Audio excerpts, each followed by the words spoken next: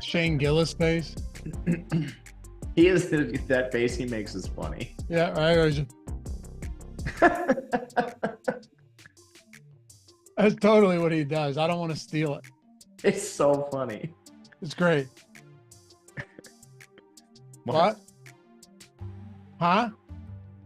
We're live. What? Son of a bitch. Hey, good morning. Welcome to the Stokastic.com NFL strategy show. Monday night. Doubleheader, baby. Yo, did you know we have 3 doubleheaders on Monday over the next 4 weeks? No, I didn't. I didn't know they were doing this. I Well, I knew love they it. were doing it tonight. I didn't know they were making it a regular thing. I'm a fan. I'm a big fan of it. It's cool for DFS. I just cannot stay up late enough to watch them both. Well, one of them only starts 30 minutes after the other, Matt. Yeah, I guess this isn't a new problem for me. See, let me tell you why I actually, yeah, exactly. You know, you wouldn't stay up if it was a 6 o'clock game. Hold on. The times of these games, 7:30 and 8:15. So it's actually no later than it would normally be, right? It's the same thing. Yeah, just not.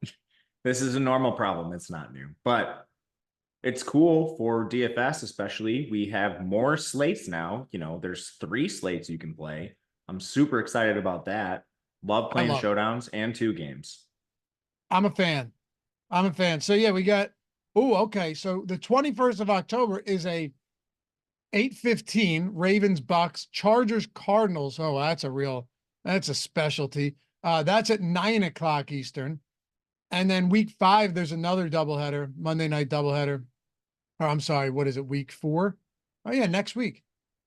Titans Dolphins. Oh my God. Dude, that's Greece. You on Greece. We get Titans Dolphins next week on Monday Night Football. I hope we get to play Tim Boyle, man.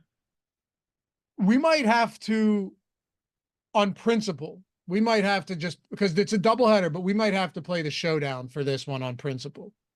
I'm going to play the showdown regardless. Yeah, that's what I'm Especially saying. Tim Boyle's plan.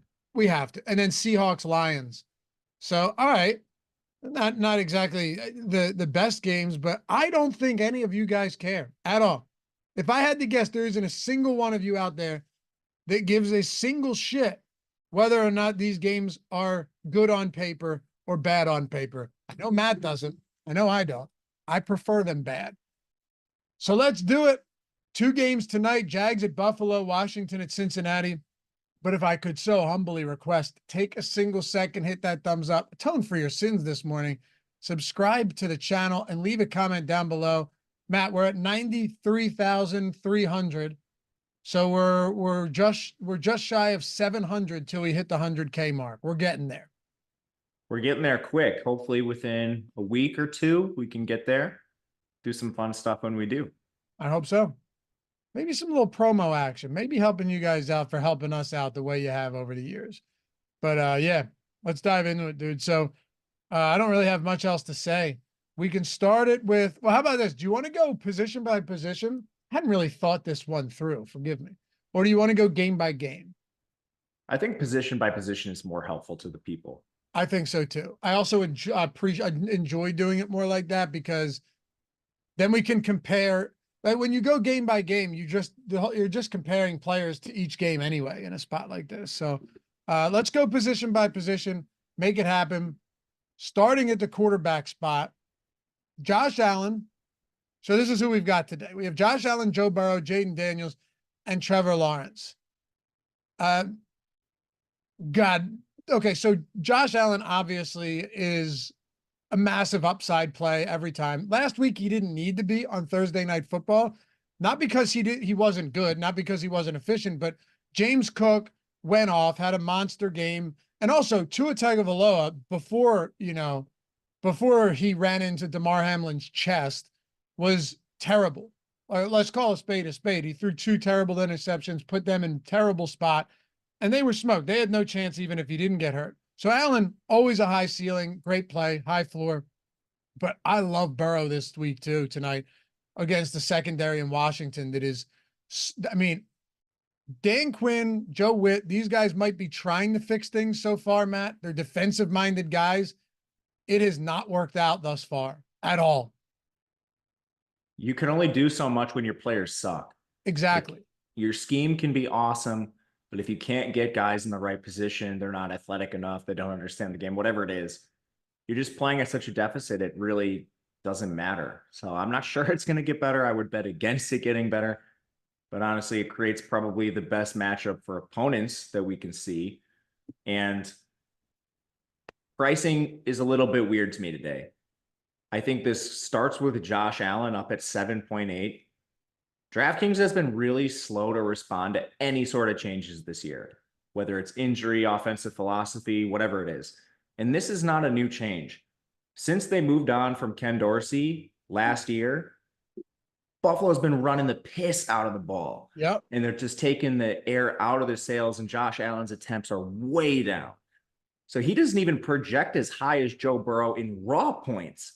We have Joe Burrow projected ahead of Josh Allen for 1,500 less on DraftKings. How crazy is that? Well, it's almost like a layup spot for people that are paying attention because it's Monday Night Football. There's going to be a lot of casuals playing, and our ownership reflects this. 36% for Joe Burrow, 34% for Josh Allen. At these ownerships, like I might just like windmill dunk Joe Burrow 100% into lineups, or like 75 Josh Allen 0. Like this is like the pure exploitive play of as far back as I can remember at the quarterback position. You couldn't have said it better myself. You know, you're talking about a guy in Joe Burrow that through the first 2 weeks, it hasn't been good. Week 1 really wasn't even that big of a surprise. You know, you had this whole T. Higgins and Jamar Chase thing going on. I'm not going to come out here and just pretend like that had played a massive role, but we don't know. Jamar Chase had only practiced a little bit. You had no T. Higgins, but not only that, this is a team that has notoriously just started slow out of the gate and looked bad. Now you've got, this is, so they're 0-2, Matt, coming off a last second kick in Kansas City last week that was set up by a defensive pass interference. They had every opportunity to win that game. They held Patrick Mahomes to 151 passing yards with 2 interceptions. They played a good game defensively. The run defense isn't good. If there was a way that Washington keeps this close, is just keeping it on the ground. But it's also possible that since he goes up early here, and I am playing that angle, I really like Jamar Chase. I really like Joe Burrow. I like Mike Gesicki in this game. I'm going to even sprinkle on some Chase Brown and hope that maybe eventually they realize that he's just better than Zach Moss. But as it stands right now, if we're just talking quarterback position, this price point, as you astutely pointed out, on Joe Burrow, just because his first 2 games in bad matchups, might I add, weren't good. And now he's got this spot at home as a 7.5-point favorite. The only thing that stops him, in my opinion, is if they run the ball more than we expect. But this is still a pass-first offense. I agree. I don't think it's going to be a huge problem. The big worries, Jamar Chase steps out at the 1, then they slam it in with Zach Moss or something like that. That would suck. That would suck. But that could happen with anybody. That could happen with anyone, right? For sure. And when you're pointing out concerns, and that's perhaps the major concern, it's a pretty good spot to be in. I think the strength of the Commanders defense, if you want to even call it a strength, is up front. They have a couple good defensive linemen. Agreed. Their secondary is horrific. Awful. And you could say their linebackers aren't terrible, but the secondary is really bad. Really they bad. Drafted some linebackers high. I don't know if they're any good. Yeah, that's a fair point.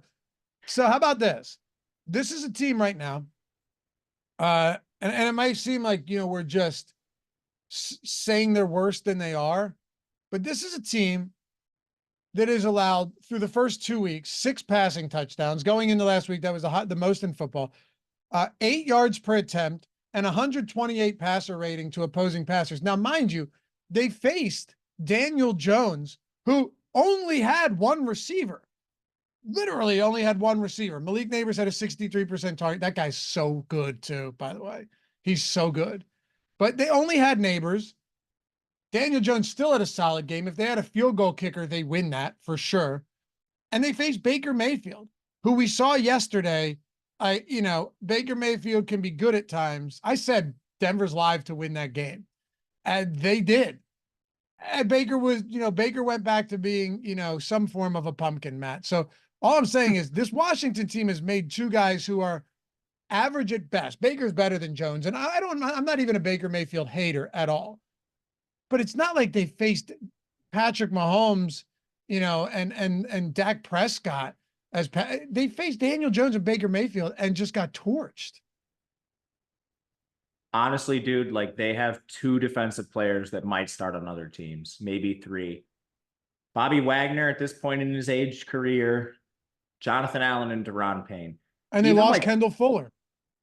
Yeah, if you even wanted to consider him good. Well, he was their best, and that's not saying a lot. He was their best corner. They drafted a lot of it. Like there are some young players like Satan Reese still from Michigan. I believe he was a second-round pick. They have Quan Martin, second-rounder from last year. But they haven't shown a lot of promise, and these guys are still extremely young. I mean, this is a terrible secondary. Plus, you have like the squeaky wheel stuff for Jamar Chase. He wants to get his contract. He's been terrible. But if there was a get-right spot, this would be the dream scenario, playing this Washington secondary. So we'll see if he can actually do something with it, because man, has he been bad. I'm jamming him, Matt. I'm telling you right now, you guys do whatever you want. I'm jamming Jamar Chase today. Well, he's going to be like 80% owned, and our sim still gave me 98%. 98.7. Good. If he's 80%, I want 110. 80% too low. Yeah, right. Yeah, you're 2% too low. If Jamar Chase doesn't get it done today, when's he going to get it? It may seem like I'm just speaking straight hyperbole. Like, oh, like, you're being crazy, Lop. No, but if he doesn't get it done today, Matt, when does Jamar Chase get it done? Well, the other thing is that doesn't even have to do with Jamar Chase. Target share, performance, matchup, salary doesn't matter on this slate. Like you can play Jamar Chase and you make no concessions. Like it's almost like. Sorry, go ahead. Yeah, go ahead. No, it's almost like. I was just gonna say I hand built a lineup yesterday, right? Yeah. Like last night, I'm just laying in bed watching the game, and I was like, well, what happens if I hand build something here? And I just tossed it into, then I probably won't keep it, but I hand build it, and I'm like, wait a second, I have so much salary remaining to the point where I'm looking to see where I can upgrade, and I'm thinking maybe the move here is like just don't upgrade, just leave it. Like I got to 1,500 remaining in salary, and that was only because I went up at the flex spot from where I was. You can build really good lineups. I'm telling you, with like $3,000-4,000 remaining tonight. Yeah, I was building some by hand too, and going into a slate, you think to yourself, "Oh, I might have to make a concession." So I don't know what I was doing, but first one didn't have Jamar Chase in it, and then you see the remaining salary left over, and it's like, "Oh, how would you like to upgrade Andre Yosivas to Jamar Chase without changing anything else?" Because that's exactly what you can do. Yeah, seriously, it's pretty damn absurd. They've messed up this salary. It is. Hey, Bug Boy won a couple grand yesterday, so here's some beer money for the boys. Appreciate you, man. Appreciate you. I always feel like this guy hates me, but then he supports the channel. Maybe it's for you specifically, Matt. But either way, Bug Boy, congratulations. Thank you. $50 super chat. That is very kind and generous indeed. Matt, I bet Jamar Chase 1+ touchdown, 2+ touchdowns, and 3+ touchdowns. You laddered it up? I laddered it, yeah. Yeah, I did a touchdown ladder, which is insane. FanDuel there was ever a spot, man. FanDuel has 3+ touchdowns at plus 5,500. How do I say no to that? Come on. It's not available to me. Otherwise, I would strongly consider it too, man. What'd you say? It's not available to me. Otherwise, I think I would strongly consider it too, man. Yeah, the implied odds on that, the implied probability is 0.18%. I think in this spot, Chase has higher than a 1.8% chance of scoring 3 touchdowns. Yeah, man, he's going to be force fed. If he gets blanked today, can you imagine Chase has like 3 for 19 and no scores in this game? No. It's going to suck. I have him everywhere. I drafted the shit out of him in best ball. He's on my seasonal team. He's going to be in like 100% of my lineups tonight. I honestly, maybe we're doing everyone here a disservice, but I might just jam Burrow and Chase and not have much of anybody else. Like maybe you want to go to Jaden Daniels because of the rushing upside. I can understand that. I have a Okay, tough time getting to Trevor Lawrence here. We'll get to Travis Etienne. I actually think he looks decent today. But I, I don't, I might just jam Joe Burrow. listen to this. I might be getting ahead of myself, but I just hand built a lineup, and I'm trying not to get Chase. I'm trying to see like, can I jam almost every stud and not have enough salary for Chase? Like, how live is a fade actually? I basically, if you play Joe Burrow and not Josh Allen, you're getting Chase no matter what. I went Burrow, ETN, Cook, Jamar Chase, Brian Thomas, T. Higgins, Brenton Strange, Brian Robinson Jr., and Jaguars defense, and have 300 salary left over, so could potentially upgrade something. The only slightest concession you have to make is you probably can't play like Josh Allen and T. Higgins. Like you have to choose between one of them, or you have to choose between like Kincaid and a cheaper tight end. To get Chase, those are the decisions you're making, which is wild. It's what you're not even making decisions. You're just an autopilot to get to Chase. What do you think about dupes, man? Well, I think there's going to be, dude, for sure. That's like, okay, so one of the builds I was doing was going with Chase Brown instead of Zach Moss. You know, I think people are probably a little bit down, but I still don't think that's just going to be wildly contrarian. You know, like the one lineup that I built, just hand built, was Burrow, Brown, Chase. So Burrow with Brown, Chase, and Mike Gesicki. But I still think that's going to be pretty popular. Like the Burrow +3 with Chase and then Chase Brown and then Gesicki. I think that'll be pretty popular.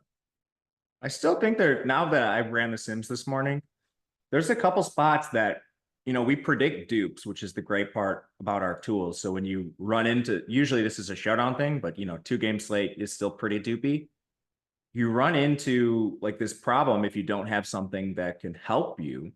And we have a tool that'll tell you projected amount of dupes.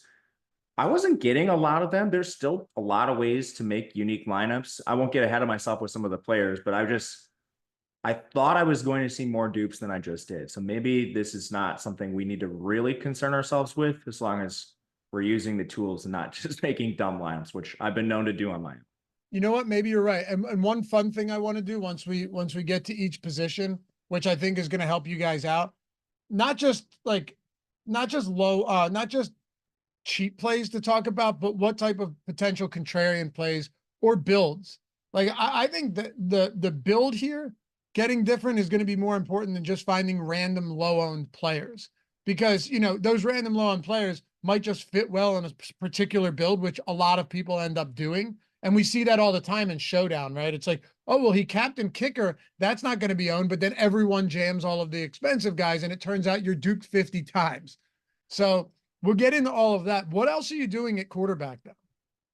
Yeah, to bring it back to QB, I think one of the reasons maybe there are so many dupes is Josh Allen still has a lot of ownership, and he's not projecting very well price adjusted. And you also have to make a concession getting to him, whether it's going down from like Chase to T. Higgins or T. Higgins down to Yoshivas or something at tight end. You have to do something to get Allen in your lineups for straight up less points. And the other thing is he doesn't project that far ahead of Jaden Daniels, which it doesn't really surprise me that much, to be honest. There's less than 2 points separating them. Daniels, I think a lot of people would agree, has a lot of work to do as a passer, a lot of work to do just behind that O-line with his weapons, and Cliff Kingsbury seemingly not adjusting whatsoever from the Arizona days. But it doesn't matter because he has the cheat code on the ground, and he is rushing the ball a lot and efficiently around the goal line, still getting looks. So man, at 6K, I think he's my second most preferred option. What do you think? Yeah, me too. I think he's going to have a tough time passing the football today, Matt. Would you be surprised if Cincinnati's just a run funnel defense this year? Absolutely not. It looks like it's trending that way early. Right. I mean, it really does. What I'll be interested to see is if they force Jaden Daniels to throw more, because you've got a rookie quarterback on the road on Monday Night Football. It's a big spot. It's a high pressure spot. By the way, when Bug Boy refers to me as murdering innocent animals, he's referring to me.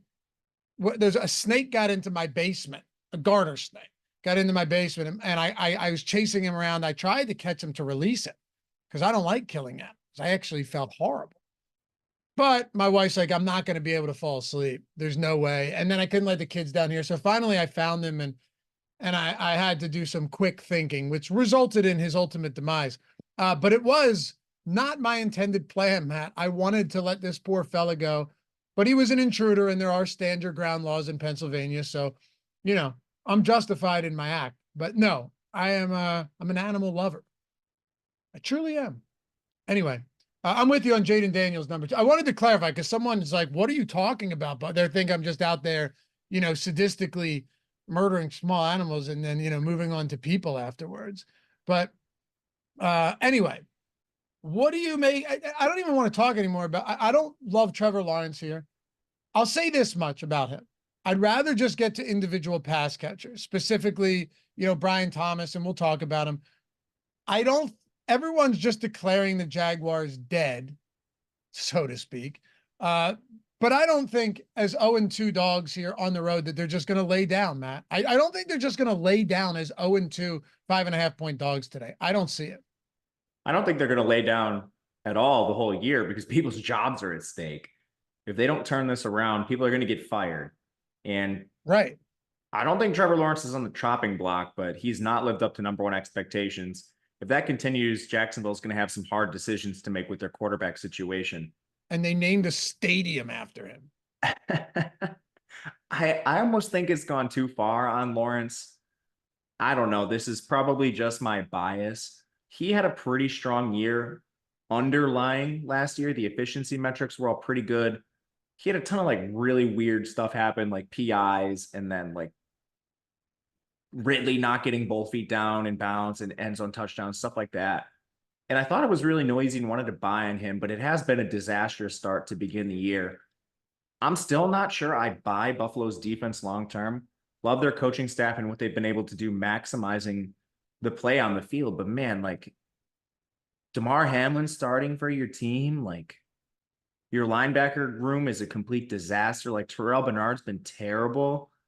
I don't know, man. There are definitely cracks. If a smart OC and coaching staff could come in here, you could pass on Buffalo.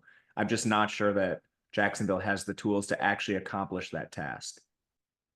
I like Travis Etienne today, honestly. I do.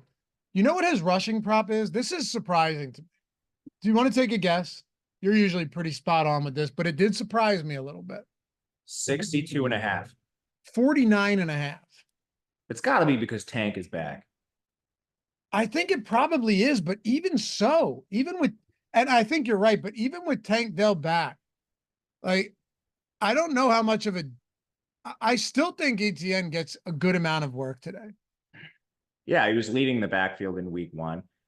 They've been very vocal about this. They want Tank Bigsby involved because Etienne broke down last year and they just didn't have any options. But involved does not mean 50-50 timeshare. Agreed. It's still going to be Etienne's backfield, and especially in high value situations, pass catching situations, it should be him a majority of the time. So I have no problem with Etienne either. I like him quite a bit. And plus, again, there's no hindrance from playing him. Yeah, he's easy to get to. And I know you said you can pass on Buffalo. I still think their ground game, though, is probably right now their most exploitable spot. Because you look at last week, they're routing Miami. They still coughed up 139 rushing yards to Devon Achane, who was dealing with a banged up ankle. And against Arizona, James Conner, particularly early on, ran all over them. James Conner, they gave up 124 yards on the ground to them. And both of those games, not early on in Arizona, but in the second half, both of those were favorable game scripts for Buffalo and not for a run game for the opponent. If this game stays close, and I do think it does, if you think it doesn't stay close, I don't even know if it matters because Etienne's still going to get passing down work in a spot like that. He's expensive, but there's no real prohibition on his price point here. He's easy to get to, like you said. I like him at running back. And look, you have Brian Robinson, you have Zach Moss, Austin Eckler, maybe Tank Bigsby gets goal line work and ends up being the guy. I don't even know if Bigsby plays. He's been limited all week, so we'll see. James Cook and ETN have to be the two highest owned, or along with Zach Moss, right? Yeah, I would say ETN and Cook are probably the two priorities. And then it's probably Cook up top, just with Tank Bigsby returning. Yeah, Cook's right. been really efficient, and he's really benefiting from Buffalo's extreme run rate since they made the coordinator change. Big time.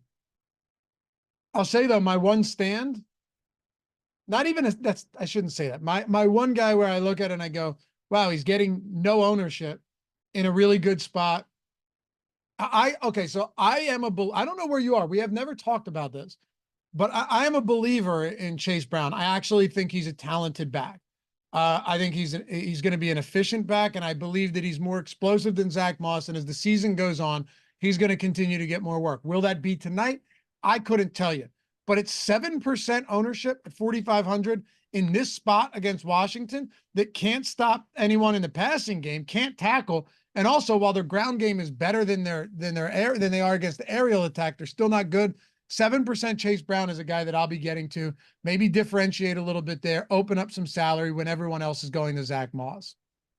Yeah, at the very least, it's just an ownership you should be looking at to try to get some leverage, because man, it is pretty crazy to get a 7% owned player on a slate like this. The snaps have been pretty far in favor of Moss, but the touches actually haven't been that bad. So when Chase Brown's on the field, there's a desire to get him the ball. The touch count right now, it's 26 Moss, 10 for Chase Brown. They just haven't run the ball a ton through their first couple games. It makes sense. They've been getting pounded. So if you see game script flip, which Vegas bookmakers are projecting it to, increase rush attempts from, the 11.5 or 10.5 per game that Moss has been seeing, and same thing with Brown. I think they're both fine plays. I'm definitely going to be overweight to Chase Brown, and I think I'll still be overweight to Moss, just trying to play them creatively in lineups. Would you play them together? I don't think so, because they're really strong alternatives. I think there's quite a bit of opportunity cost, but I'm not going to actively go in the Sims and rule it out, if that makes sense. It does. Yeah. If you get it, sure, but you're not going to be gearing lineups towards that. I get it. Yeah. How much do you still have James Cook as your top guy today? Yes, I do. Okay. I think he's the safest. I do too. And he's cheaper than ETN. Not that it matters again, but I think he's the safest too. You're really not all that worried about, and he shouldn't be cheaper than, talk about adjustments. He shouldn't be cheaper than Travis Etienne. he should not be. It doesn't even matter on this slate, but if it did, it would be an interesting decision point. James Cook's snap share last week, 47%. I can't say I'm super worried about that though. At no point was that game really all that competitive. And then, Skylar Thompson comes in for Tua. Cook played 61% of snaps in week 1. I think he gets closer to that again this week. I agree. We've seen them do this for a long time now. Again, Joe Brady's been the OC for, it's getting close to a full season when you include like playoffs and stuff, because he took over halfway through last year. When games are sort of out of hand, they'll involve Ty Johnson, Ray Davis, whoever it is, a little bit more. When they need to actually play competitive football in like one-score games, it's almost always James Cook. So I don't have a ton of worry about this. It's projected to be a fairly close game. You'd really need to see like a routing, I think, for anything significant to go to Ty Johnson or Ray Davis. Agreed. Yeah, I'm with you there. Unless the game gets out of hand. But, I don't think it does. If it does, like you said, heads might roll for Jacksonville tomorrow or the next week. Seriously, if they get routed in week 3 and fall to 0-3, that could be bad across the board. Someone's getting fired. Somebody. And it'll be some type of scapegoat, as it always is. But Jason Staley said, I get that Cooks looks good, but Jags run D tonight is the toughest of the group. So you're not wrong there. The problem that you're going to run into, Jason, is just from like a point are there better alternatives if you're going with the fade? I mean, surely you could go Zach Moss, Etienne. Who do you go to after that? Is it Brian Robinson? That's not crazy. That's actually not crazy. Like if you're going away from James Cook, sure. Brian Robinson, if this game stays competitive, could get enough work on the ground. He had 17 attempts for 133 rushing last week. The biggest exploitable spot of this Bengals defense is the ground. I think Brian Robinson looks good. So, yeah, there are ways to not play James Cook. The only problem is that he's still going to get a lot of work in this game, and he's a good football player. They're favored, so sometimes volume just wins out over matchup.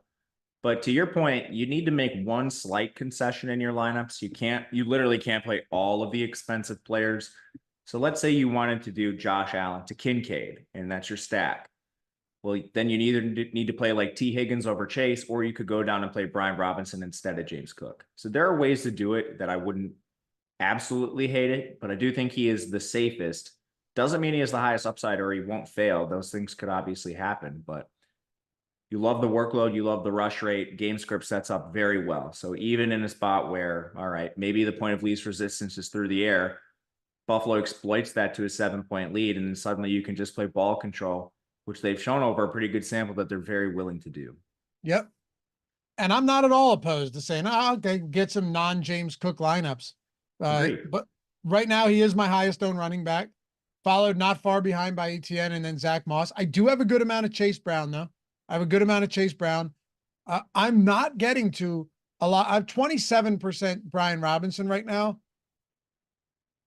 This is one of those spots for me, Matt, where I can keep it pretty simple with you. To me, it's like, okay, if this game does stay somewhat competitive, right, and they can, establish the ground game early and kind of grind clock. I remember them doing it multiple times against the Eagles in previous seasons when they had poor quarterbacking and they were big dogs.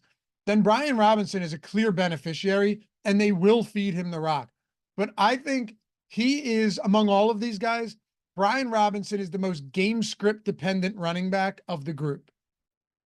Without question. The snap difference between him and Eckler is 76 to 62. This is the closest backfield on the 2-game slate, and that includes Cincinnati, where people might incorrectly assume it's closer between Chase Brown and Zach Moss. Now, you and I have laid out some scenarios where Chase Brown plays more. Those things are in the realm of possibility. But I don't really think this split is changing much. Eckler has a very specified role. He's the main pass catching back, plays on third downs, good pass protector. Robinson can do those things, and he is somewhat involved in the pass game. They're actually dead even in targets. But there are just certain game scenarios where he's not going to be out there. And he's really the only one that has a role like that tonight. So I'm a little shaky on him, but I'm definitely not going to play like zero or anything because you mentioned the matchup. Despite being a terrible team, they're still running the ball a ton and feeding him the rock. He's 29 carries already this year with pretty decent efficiency. Targets exact same as Eckler. He's not as efficient there, but yeah, the workload's still fine enough for me to play him in some spots. I likely will be under, but I'm not sure how much right now. Yeah. But I think he's a fine option, just game script dependent for sure. Because Austin Eckler could become a lot more involved. I do not love Austin Eckler in this spot. Are there any other running backs we haven't talked about that you think, deserves some type of recognition? Not really. You mentioned Tank Bigsby. He is a somewhat volatile workload as the backup. He would be like the 7th running back I would look at because you have the big four we mentioned, then Eckler, Chase Brown, and I would put Bigsby right behind that. Absolutely no way I'm playing anyone on Buffalo. No, that's going to be tough. If Bigsby is out, would you bump up Etienne, or would you just assume that Dearness Johnson is more involved again, like we saw last week? I would probably bump them both, but I don't know, man. I think when games are competitive, Etienne's going to be on the field. Yeah. Oh, all right. Let's go wide receivers. Let's do it. Let's do it. By the way, if you don't mind, hit that thumbs. Oh, we're already over 100. We have 700 people watching with us. Beautiful. Good stuff. Appreciate you. And hey, if you guys ever want to check the tools out, we consolidated into one link. So guess what? Now you can just click the in the description, whether you're on your phone, whether you're on your desktop, or you can check in the chat if you're watching live right now. and you have it all right there. Monthly, weekly. So you see weekly, 4 different packages. You can see everything that's in all of them, right? The top stacks tool, boom bust tool, player projections, ownership, the single lineup sim. We're going to build one with the single lineup sim in a minute. That's going to be a lot of fun because Matt and I have only done showdown shows together thus far. Contest generator, contest sim. So the real deal sim, the single lineup sim uses the sim, it's the same framework. But in this case, you can either generate up to 1,000 or 10,000 lineups, run the sims, and get those results you're looking for. The same tool that helped multiple people, literally multiple, take down 1 million plus last year in the DFS NFL streets. Even DraftKings Pick 6, Underdog Optimizer, Prize Picks, all of that stuff, guys. We have everything. And no matter what style of player you are, you're looking for something affordable, or you're looking to take it a little bit more seriously, or you're looking to just go full out. Like, I'm looking for everything, top tier tools. I have the money to spend weekly or monthly. It's all down there. And yeah, Matt, we'll build something with the single lineup sim before we get out of here today. Sounds like a plan.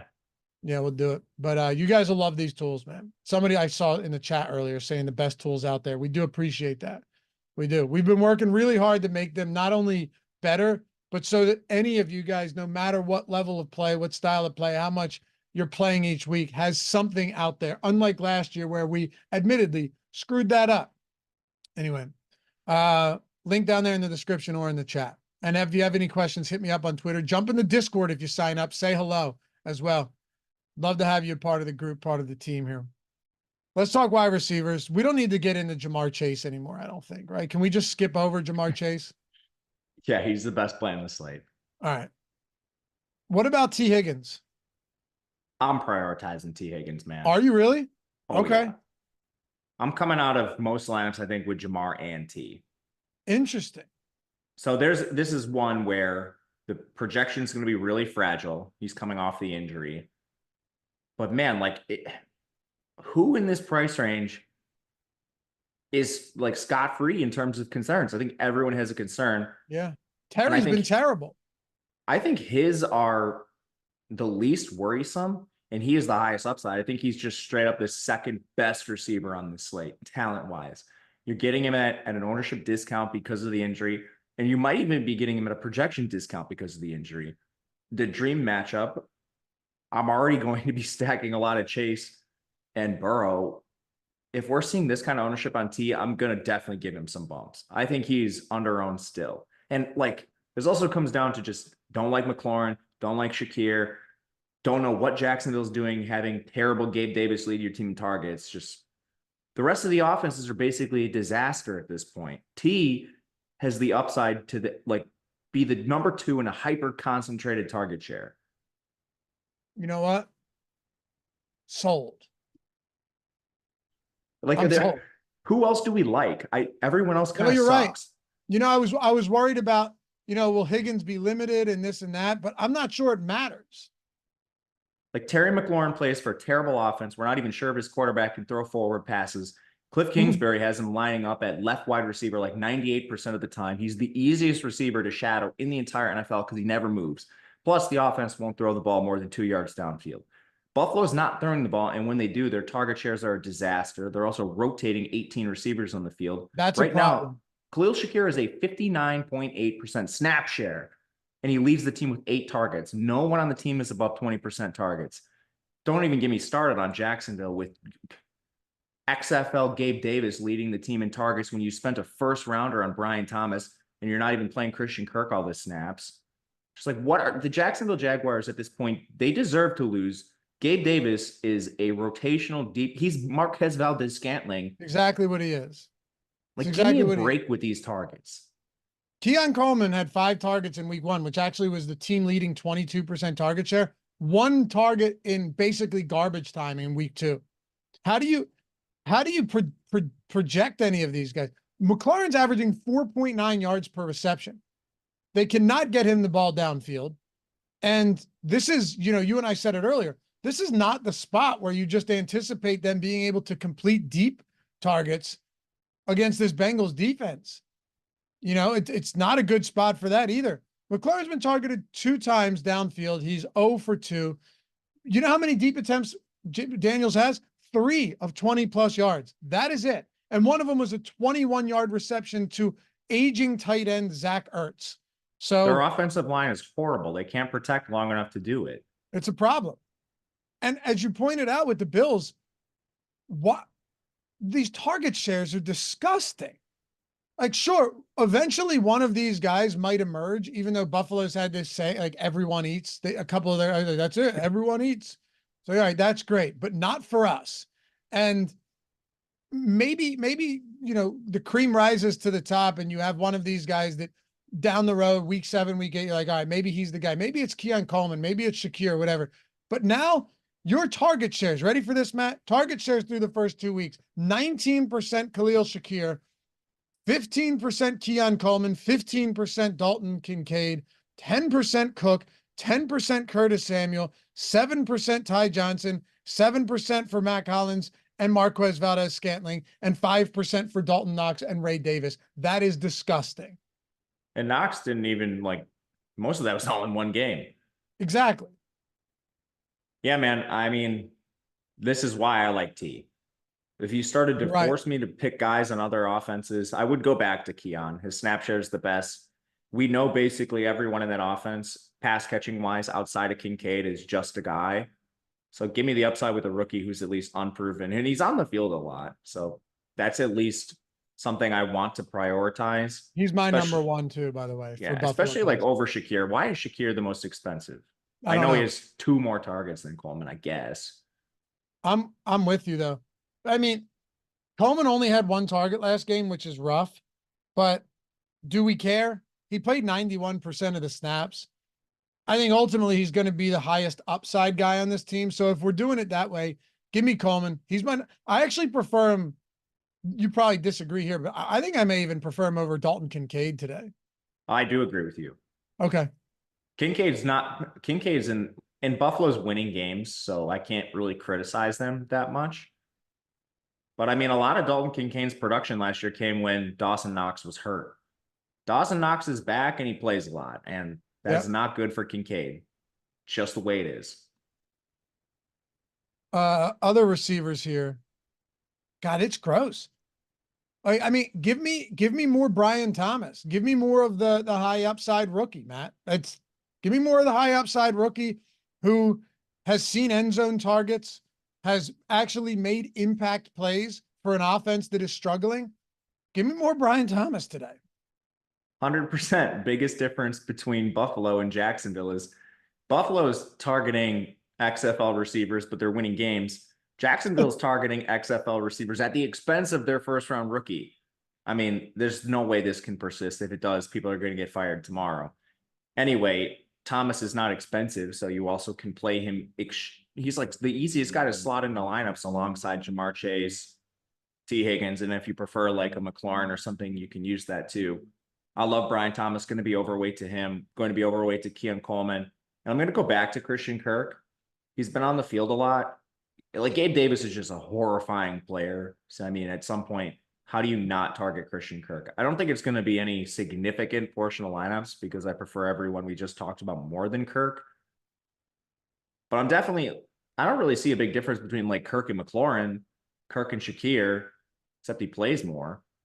So, I mean, I'll take some shots. So will I. If somebody told you before the season started that through 2 weeks, not only would the Jags be 0-2, which is, believable. They faced Cleveland and Miami, but that Christian Kirk would have 2 receptions for 29 yards and last week 1 reception for -1 yard. You'd look at them like they were odd. It doesn't make any sense to me. 88% of snaps, he should be out there for 100. This should be Brian Thomas and Christian Kirk with Gabe Davis getting, a couple targets a game, maybe a deep shot, see if he can connect. It doesn't make any sense. What you're saying, and I think what I'm agreeing with you on, is that we're willing to play for a little bit of regression in this sense, or maybe just Doug Peterson knocking some sense into him. Finally. I agree with you 100%. Couldn't have said it better. Because I'd still rather have Kirk than some of these, as you said, XFL receivers for Buffalo. Even though I think I would rather have Yoshivas than those guys. Would you? With Higgins back? I mean, Trent Irwin, the wide receiver 3 right now for Cincinnati, has 8 targets. That's more than most of Buffalo's receivers. True. More than So, most of Jacksonville's receivers. so could you see yourself bumping Thomas and Kirk up, and then Davis down a bit in a night like tonight? I'm definitely doing that. Gabe You are Davis going to is do it. awful. Okay. Yeah, I hear you. Where's his ownership coming in relative to these other guys? Let's see. Gabe Davis? He's getting 24. Kirk's getting 30. Man, the field really is getting sharper, though. I'll tell you that much. The field is getting, because not a few years ago, no one would play Kirk after 2 terrible games. But Brian Thomas is getting 27. So Gabe Davis actually the least ownership of the 3, but they're all grouped pretty tightly together. I think it makes sense. This is about where I would put it. I still think Gabe Davis is terrible. And again, I would rather just throw shots at like the Cincinnati wide receiver 3, who we presume to be Yoshivas now. They're just going to throw the ball more in a better matchup, man. And he has more, the wide receiver 3 I'm using. If like Yoshivas has been the 1 and the 2 basically for 2 weeks now. But the wide receiver 3, Trent Irwin, has better target shares and numbers than almost everyone on the Commanders and everyone on the Bills. Nuts. And honestly, most of Jacksonville outside of Gabe Davis too. Cincinnati just throws the ball more. I know. And Yoshivas may just, the rising tide lifts all ships. He may just come along for the ride and have a decent game, as a result. The only thing is, if T. Higgins is playing the whole season, Yoshivas is not 4,300. He's probably like 3,500, which makes a bit of a difference. But I think that's all I got at wide receiver right now, unless there's anyone we missed. Only the really scrubby guys at the bottom, which I would sprinkle if you're running like 150 or something, but I don't really have any strong opinions parsing those situations. Me neither. Tight end. Tight end. Look, it's going to always be gross for sure. I can kind of give you my guys in list of prioritization. I have interest in a cheap Mike Gesicki. I know that last week he had a great game. Kansas City's been beat up by tight ends, but T. Higgins being back certainly doesn't help. Brenton Strange is $2,700. Not that you necessarily need it.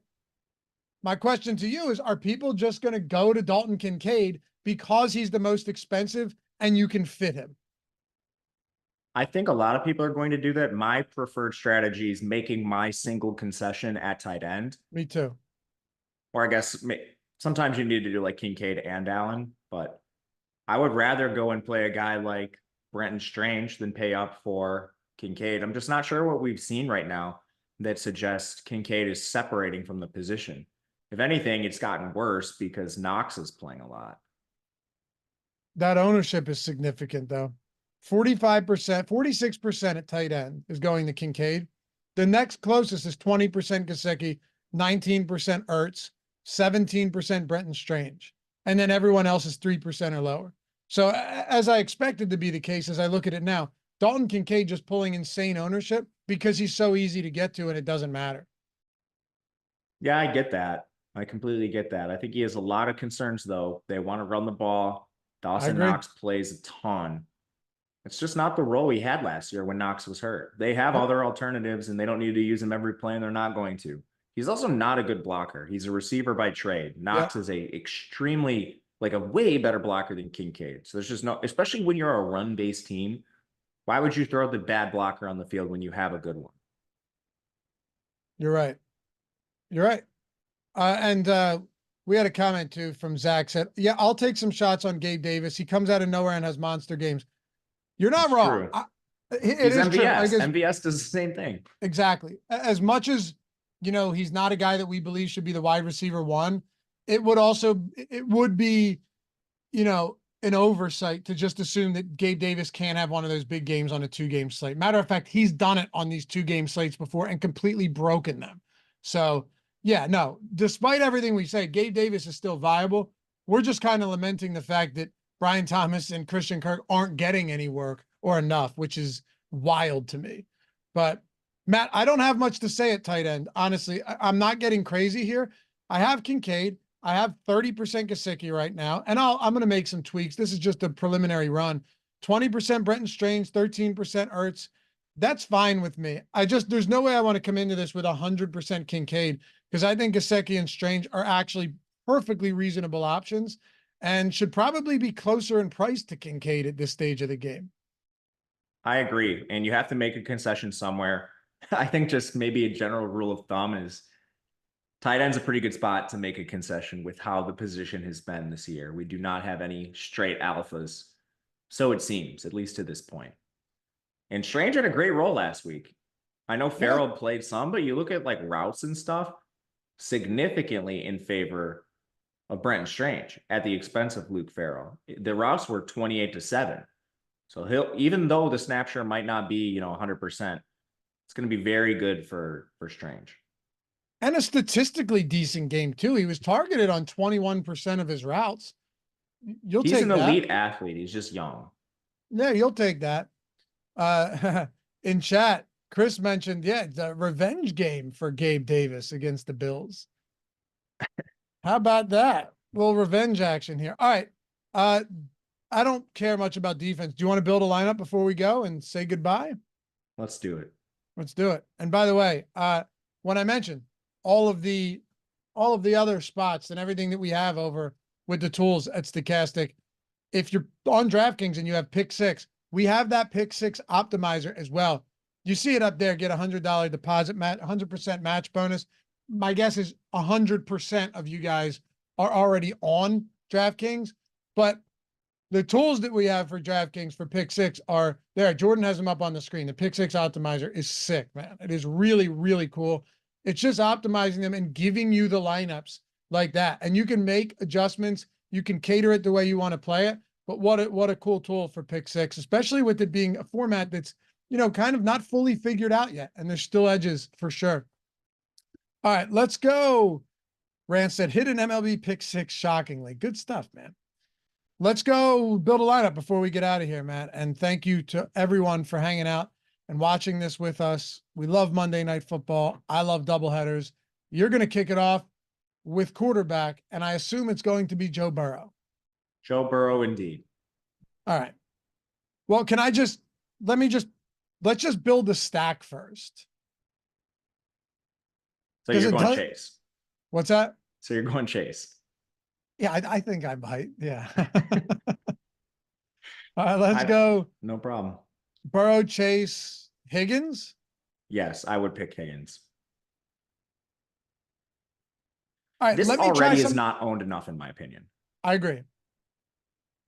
I worry that our projection on him is potentially low here. It's going to ding us a little bit, but let's just do it anyway.